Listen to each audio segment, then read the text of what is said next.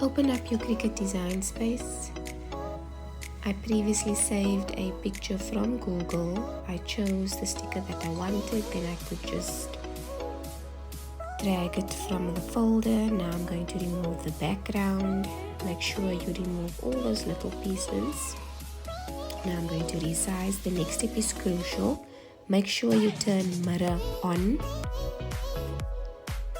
I chose everyday iron on.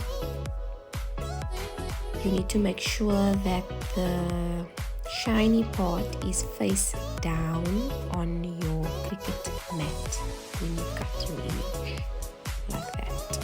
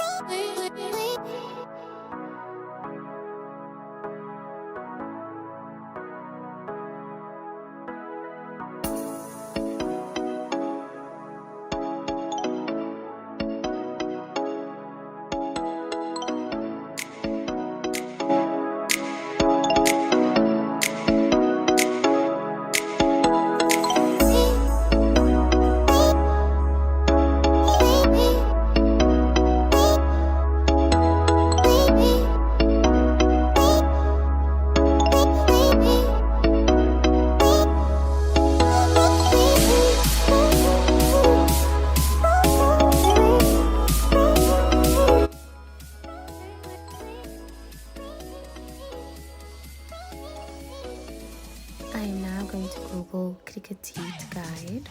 I don't have a heat press, but I'm just going to use this as an idea on how long I need to press my material. So I chose everyday iron on and then cotton poly blend. I wasn't sure of the material that I'm using because there was no label, but you just need to get that information, the time and the temperature. So I need to press for 30 seconds. You can't really get the iron to that temperature, but it does work.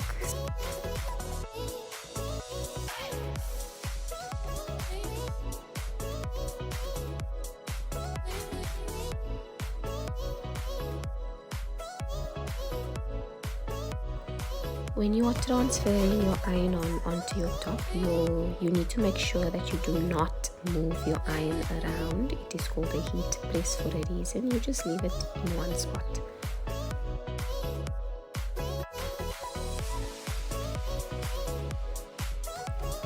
Once it is cooled down, then you can start removing the top layer.